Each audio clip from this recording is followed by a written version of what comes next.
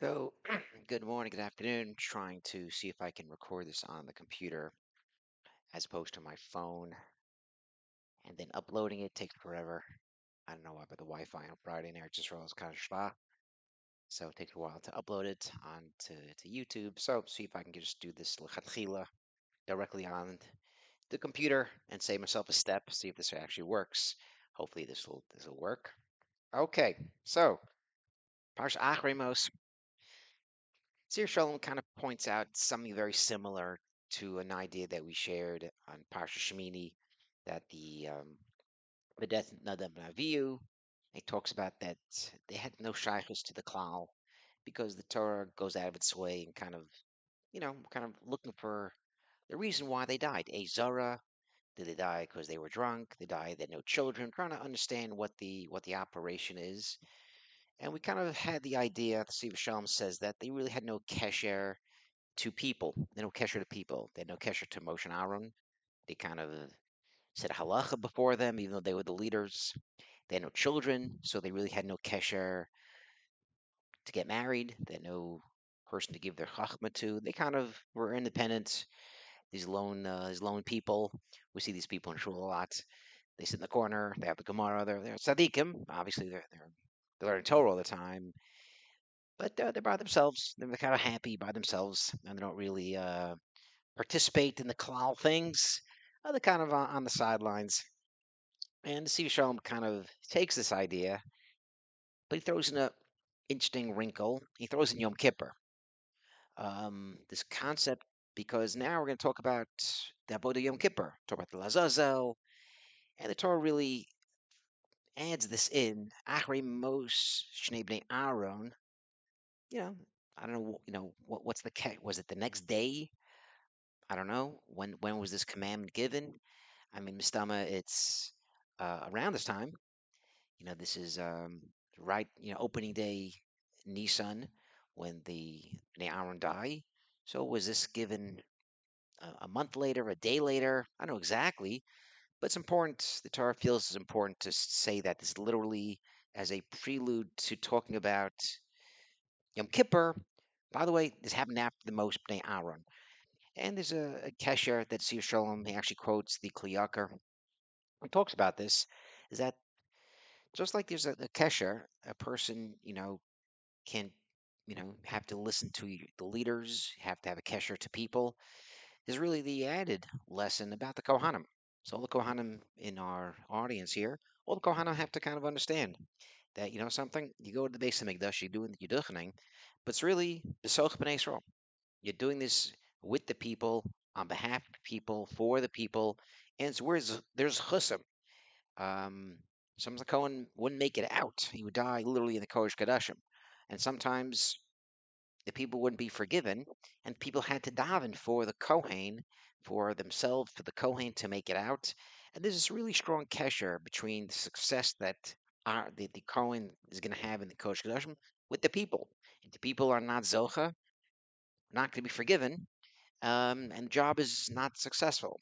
So this really is this kesher, and only the Koach Cohen has, but it's through the Jewish people. So yes, a Cohen has the Koach to go to the Kodesh Kadashin, but it's only to really serve the people. The Cohen can't go anytime he wants to the Kodesh Kadashim.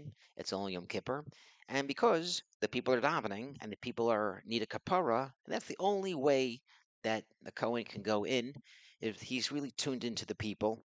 And this is what we kind of said.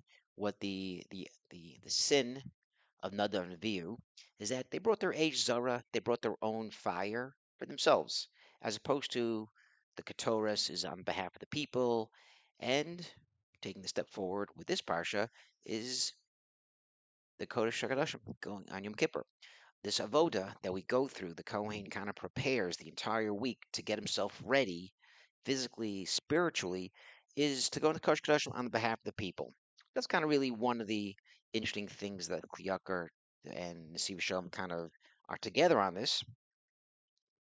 Now, what's interesting is this week is also Pirkei Avos, opening day. So Pirkei Avos starts the first week after Pesach. We have 6 weeks. We get the 7 weeks of Spira, and we talk about really the Indian of the next 6 weeks and 7 weeks of Sphira, is to talk about Midos and to prepare for Midos. And I was bashling today.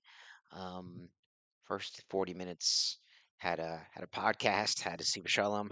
Got the rabbi's name who did this, talking about Midos, talk about being a student of Avraham. Doesn't mention Chesed. It mentions people like him. He likes the people, the Ayin Tova, and he says that Chesed, helping someone and doing these things is really the next level of actions. But deep rooted is Midos. Who are you?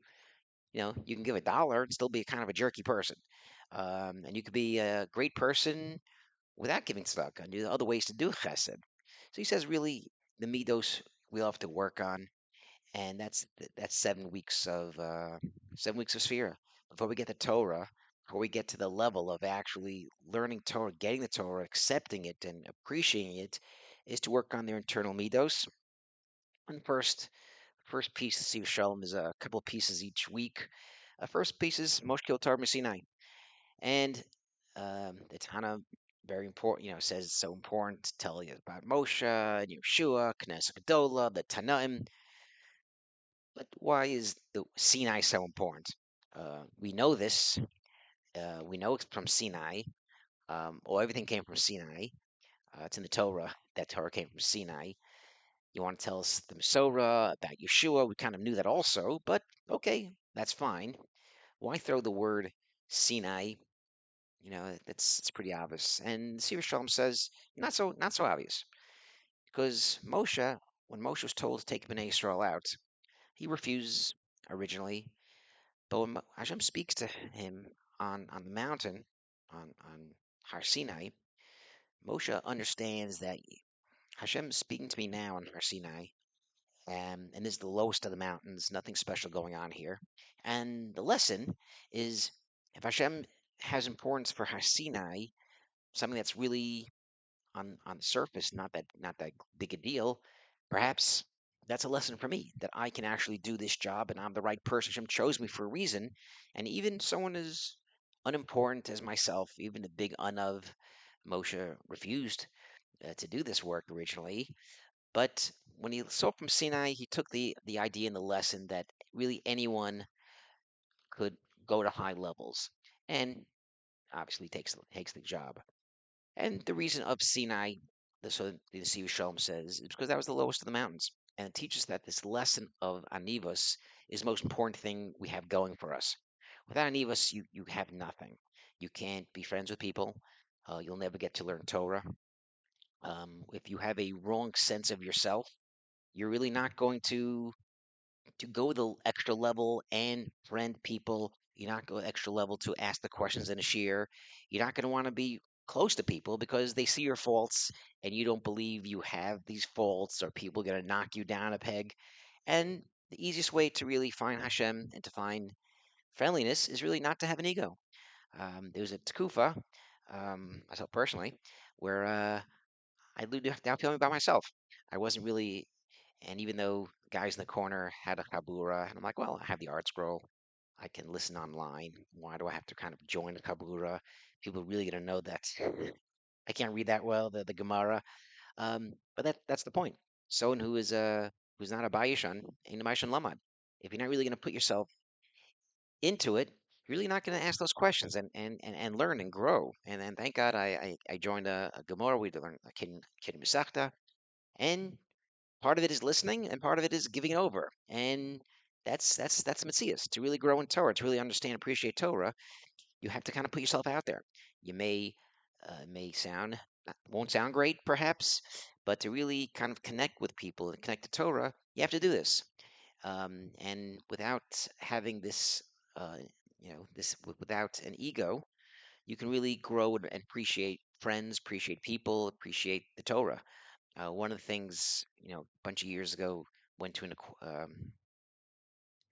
we went to a planetarium. That's it. Went to a planetarium in Herzliya, and I was just blown away how vast and how intricate the worlds are, the planets are, and you sit there and think how small you are, and that kind of puts you in the mindset of think how great Hashem is.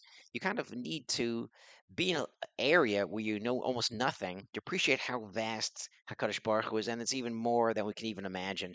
And that's kind of really the lesson Steve Shalom kind of talks about. It's only with the sense of not having an ego could you really get to appreciate Hashem, and that's kind of really what the Steve Shalom talks about. Then he also points back at Nadam Avihu. He literally says the same thing. Nadam Avihu, they were greater. Why doesn't Hashem give the Torah to Nadam Avihu and then to Yeshua? Why Moshe? Moshe agreed that Nadam Avihu are greater. He says to Aaron, they are more holy than us.